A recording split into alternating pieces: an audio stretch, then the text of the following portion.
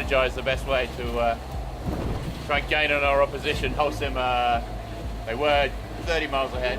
Very happy of where we are, even if it's definitely not finished. There is still plenty to come.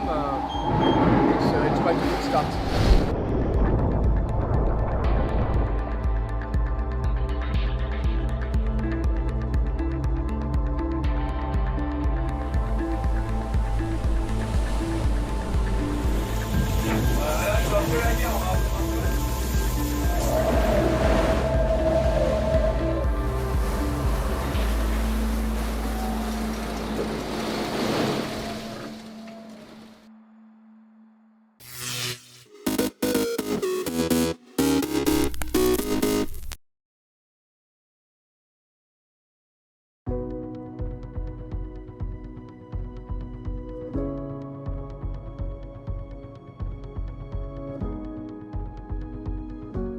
Welcome to the Ocean Race Show, where we left our teams locked into a drag race, where boat lengths were hard won, but easily lost in the case of a nosedive or broaching out of control, and where everyday life takes a back seat.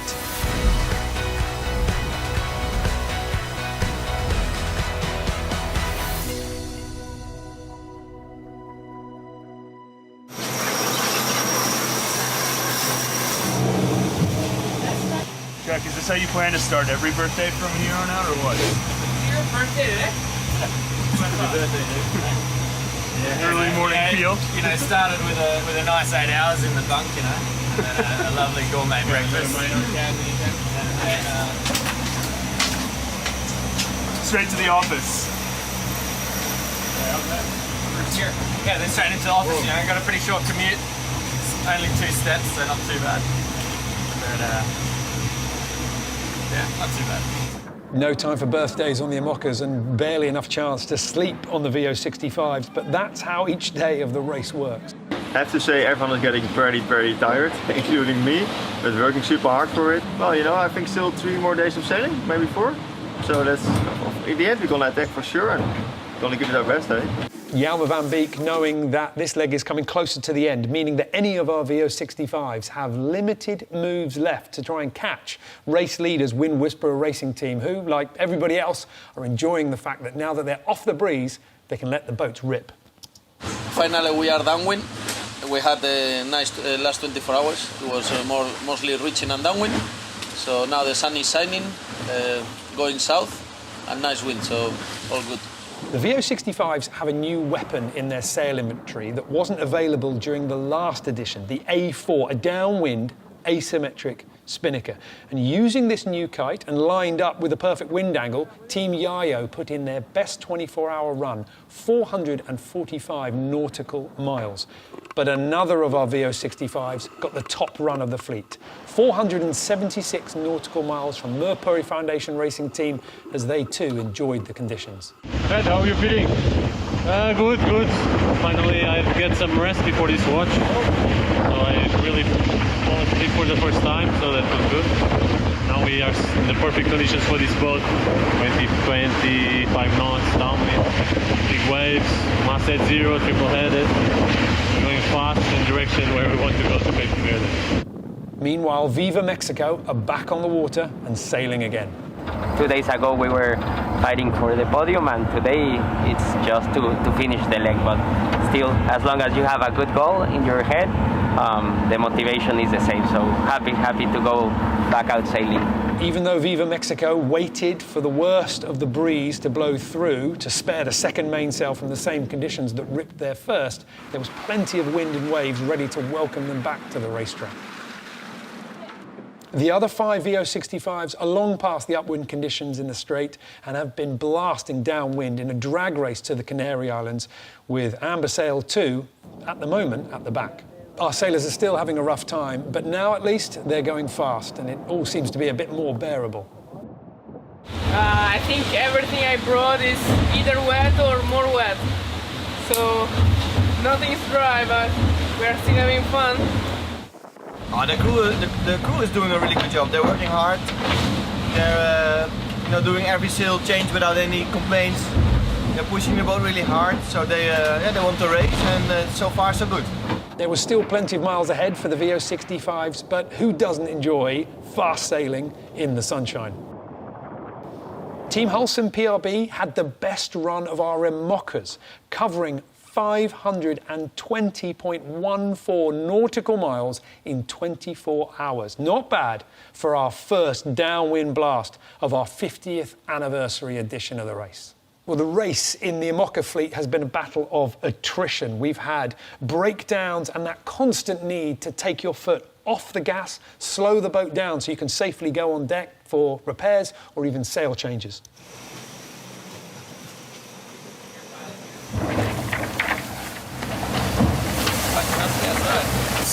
I took the opportunity. Happily. It's clearly nice to be on deck and stand straight in the fresh air, but racing is racing, and doing the job fast, getting back down below and accelerating the boat again is how they'll stay in the fight for first place. And that battle for first place was certainly intense. 11th Hour Racing Team was set up slightly to the north of the current leaders, Team Hulson PRB to the south, and then behind, well, a little bit of a stretch between 1 and 2 before we get to 3, 4 and 5. At the back, Guyot Environment Team Europe trying to decide what was the best way to line themselves up for the Canary Islands, with Biotherm firmly setting up for that western edge. And in the middle, Team Militia finding some good form and having to decide whether it was more important to defend the boats behind or attack the leaders. We had a few issues earlier, but now they're manageable, so it's pretty perfect. And yeah, enjoying the highway south, to be honest. Pretty nice. Guyot Environment Team Europe hoped that their easterly move would pay off, and they did seem to have a little bit more wind to play with, but with the extra power came the risk of nosedives, and the sea state was a constant obstacle to their progress, causing the speed to vary and making living on board very hard. We just went 33 knots. Sometimes we accelerate to 33 knots and then decelerate to about 20, and now I've got to get boiling hot water into here without burning us. Wish me luck, Charles. Wish me luck. Annie Lush looking after her teammates and hoping to find a way back through the field as this leg goes into its final stages. All of our teams are receiving weather data, and with that information, they can pass that through their navigational computers, running very complicated software, just like the software that we have here in Race Control. Now, that software is going to tell them where to go, but of course, it's not actually that easy. What if the forecast doesn't match up with the reality? Then you've got the computer telling you something that's wrong. Well, to help us understand exactly what's going on in the minds of the navigators, have a listen to this exchange between Charlie Enright, Jack Boutel and Simon Fisher on 11th Hour Racing Team. We're in a 44 wind, it thinks we're in a 60 wind, it calls for the throw. What skipper Charlie Enright is saying here is that the forecast is saying that the breeze should be blowing from 60 degrees or east-northeast on the compass. But it's actually blowing from 44 degrees or more like northeast. So they're not quite lining up. And the computer, because it thinks the wind is coming from a different direction, says that they should be on a different sail. They should be on the FRO, or the FRO, the fractional reaching code 0. So they've realized that the computer is wrong, but the trouble is now that they need to think for themselves. And this is where the debate comes in. But, I mean, that's great news. Exactly. So I think do nothing. What do you think? I think right now in a 40 wind, moving along nicely on a glorious sunny day in the North Atlantic. Thank you. Just chill. I think if we had a 60 wind, we'd be puckered right now. Yeah. That's not a term that I would use, but I think it's fairly clear to say that they are happier with the fact that the breeze is further to the north, even if it's only that 16-degree difference between the forecast and the reality. And the reason being is because that means they don't have to go on deck, slow the boat down and do another sail change, which means letting Team Hulson PRB stretch further ahead. The wind's forecast to get lighter ahead, which might put us on a different sail. But obviously sail changes are expensive. We're rumbling along now at 29 knots and we've got to slow down to, maybe 15 knots to change. So if we've got to change, slow down, change, sail for a bit, and then slow down again and change back, it gets pretty costly. So yeah, as long as we're going as fast on course with this sail, it's all good. The The wind we got and the weather models don't agree perfectly, so we've just kind of got to do, keep thinking of doing what's best. And there's a geographic element to the route, so we've got to put the boat in the right place to get the wind bends, irrespective of what actual wind we might have right now. These conversations will be taking place on every boat, every hour, or at least every moment that the wind changes. If you're not there, constantly questioning whether you're going in the right direction or you've got the boat set up correctly, you might miss an opportunity to go fast. And we've certainly seen these boats finding their groove. A different mood on board Team Holcim PRB, leading still, and while they are feeling the presence of the boats just behind, the fast approaching end of this leg means they won't need to hold on too much longer. But no, very happy with the speed of the boat, very happy with the crew, very happy of where we are, even if it's definitely not finished. There is still plenty to come. It's quite a good start. We've seen so much on leg one, a lot more drama than some of us predicted, and who better to help us understand exactly where this puts our teams than former Ocean Race skipper and IMOCA sailor Sam Davies. She dialed in to give us her thoughts on leg one. What I'd just like to say is that from a sailor's point of view, there's quite often a big difference between what we see on the screen as an average speed and what's actually happening on board. When there's a sail change, we can see the boat speed go down on an average over 4 hours. But there's lots of other things that happen as you're going along that mean from time to time you have to bear away, slow down, reset something, such as a rudder that might pop up. You might have to send someone forward to adjust a line or clear something. You might have another issue that requires like hitting some weed to slow down. All these little moments, which happen every hour at least, mean that when we are seeing an average speed of 20 knots on the screen over 4 hours, actually the boats are hitting averages more like 28, and they're easily seeing 30, over 30 very, very often. So just that to remember for everybody who's watching on land. What I love is the images we see of Militia. It looks like their new foils seem to be really easy to get the boat going and have really good attitude flying. It definitely looks like they're plug and play foils, and Boris and his team will be really happy with those, I think. And finally, we're seeing a really great battle between Holcim BRB and 11th Hour. If we look closely on the averages, it looks like Holcim BRB are managing to sail about 4 degrees lower on average. That's definitely a secret mode that they've found, and they are flying. And I think it's going to be really interesting to see if the other boats in the fleet manage to work out what that is. So let's see what happens on that final run into Cape Verde. It looks like it's going to be close. All our VO65s have been much closer to the African coast than our IMOCA fleet and are lining up for their last jibes into Cabo Verde, with Wind Whisperer Racing Team looking strong out in front. In the IMOCAs, Team Holcim PRB are in the lead, and perhaps now, with too little time to be caught, will 5 points go to the French boat? Is this leg all but concluded? Well, the final push to Cabo Verde may still hold some big surprises yet. The prediction is that our boats will finish from midnight Friday into the early hours of Saturday morning, and that is going to conclude an incredibly intense first leg. But of course, the battle's not over yet, and we could still see some big moves as the fleet make their way to the finish line in Cabo Verde.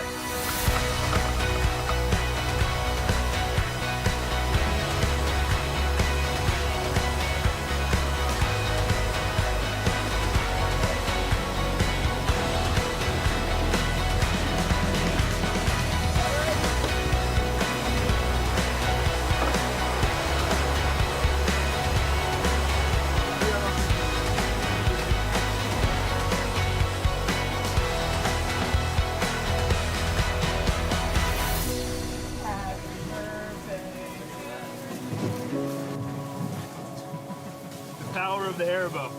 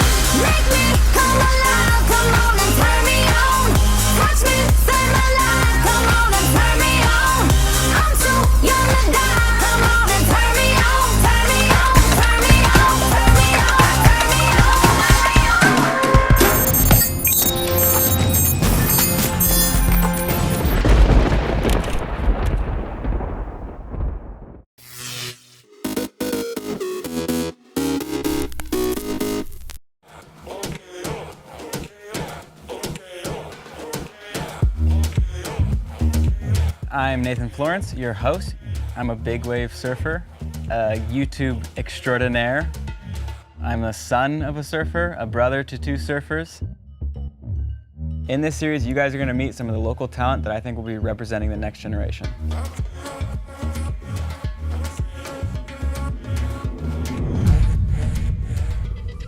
To me, the Triple Crown is one of the most historic events in Hawaii. Our first Hawaiian world champions in surfing were crowned through the Triple Crown. Every surfer from around the world, young or old, the pros, every brand that backs surfing, all converges into one 8-mile location on the North Shore of Oahu.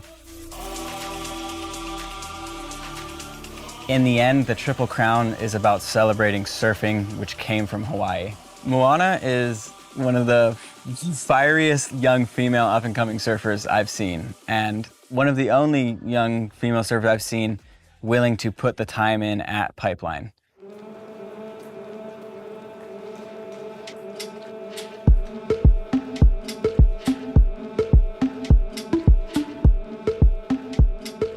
My name is Moana Lani Jones Wong, and I'm a professional surfer, and I'm from the North Shore of Oahu. I'm very feisty. Big things come in little packages. I thought I was never gonna be able to surf pipe and like ever get like sick waves out there. Like thought that was impossible, but I worked hard and made it happen because that was like my dream. That's all I ever wanted. And I'm gonna keep on trying because I'm not satisfied with the waves I got out there. I want bigger ones. I want to catch like the gnarly waves that Nate goes for, and I want to catch those waves. So that's my goal.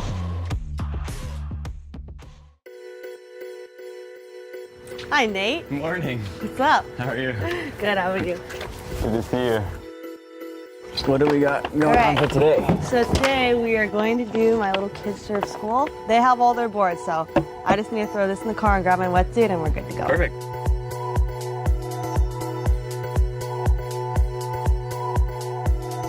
I think Nate is qualified to be my surf assistant today because I think the kids are really gonna think he's funny and they're gonna like be stoked to go surfing with him.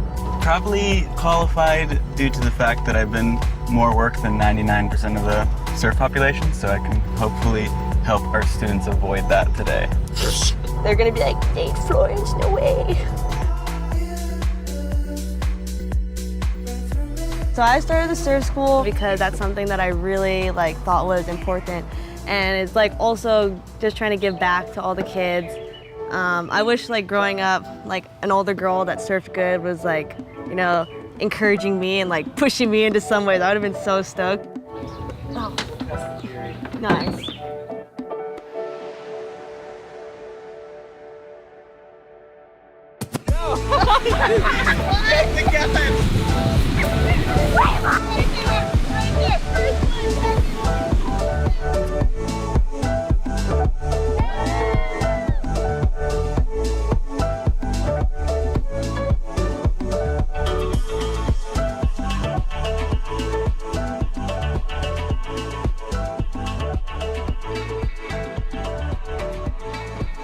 That was good. That was perfect for the kids.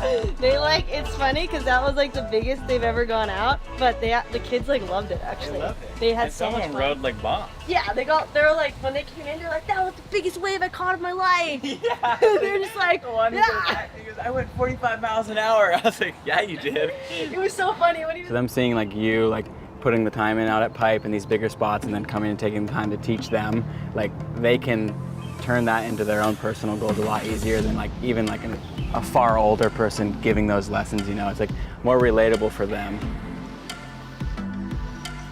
I thought surfing pipe was never gonna happen for me. I've never seen really any girls surf out there, but all the little girls see me doing it and they're like, oh yeah, we're gonna surf out there with you when we get older.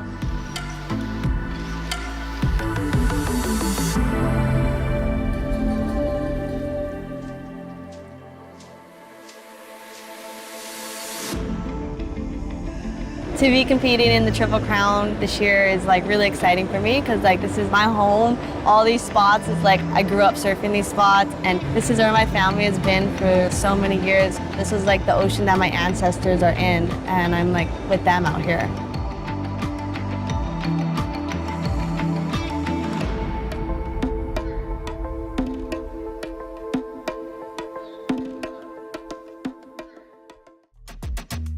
My name is Imai Kalani Duvall. I'm 24 years old from Maui, Hawaii, and I'm a professional surfer. Being from the outer islands, I feel like I've taken that underdog image throughout my whole surfing career.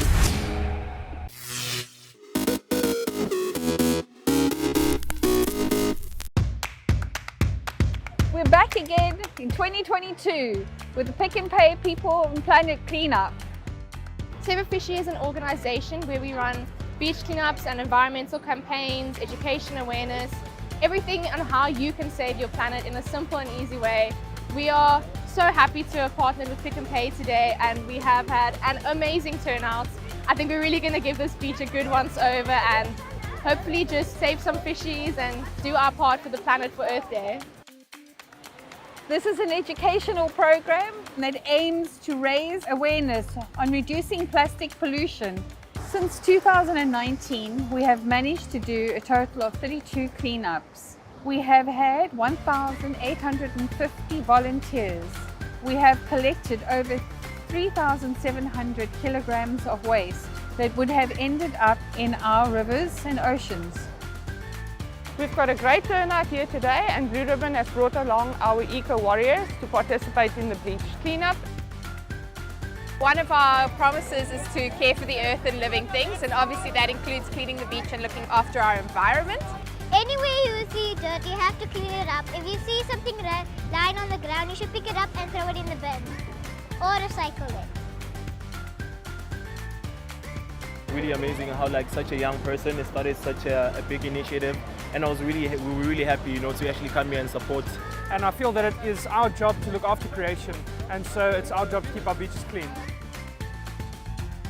Each of our volunteers will be given one of these recyclable bags, which is made from recycled PET bottles. We want our volunteers to use these bags on their next shopping trip.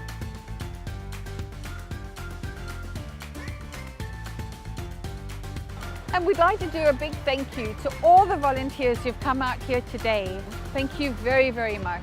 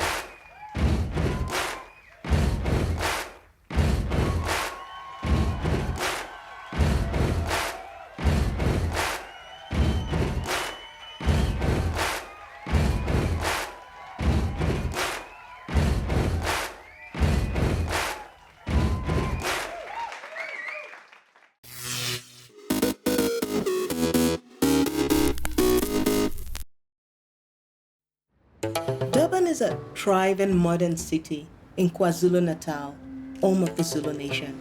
Its people live a fast-paced 21st century life, yet many of them carry their traditions deep within them. I find that the traditional Zulu attire is so regal looking. Just the colors and the vibrancy, just beautiful. I traveled out of Durban to discover the Zulu way of life. I didn't realize how close the city is to the beautiful rolling hills of the heartland. I was excited to find people still living according to a proud, passionate heritage, not just respecting the old ways, but celebrating tradition joyously. I found people with an amazing zest for life, flashes of color everywhere. I was swept up in the drama, the noise, the excitement of it all. I mean, every photographer lives for those moments. It's something I'll never forget.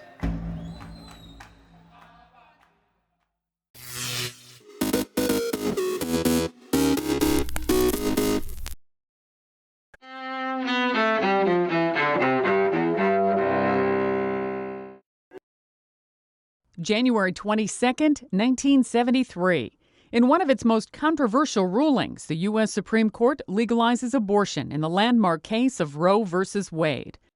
Also that same year, for in your time, we have the opportunity to move not only toward the rich society and the powerful society, but upward to the great society.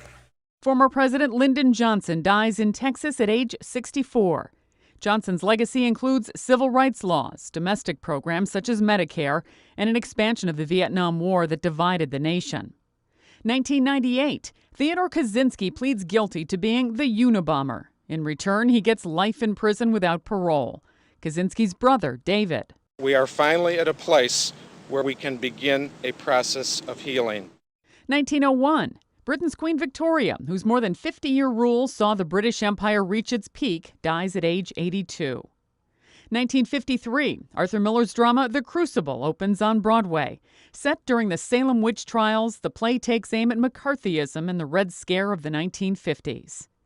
And 1968. And now, folks, it's Suck It To Me time. And You Bet Your Sweet Bippy, Rowan and Martin's Laugh-In, the TV comedy classic from the counterculture era, premieres on NBC. Today in History, January 22nd. Sandy Kozel, The Associated Press.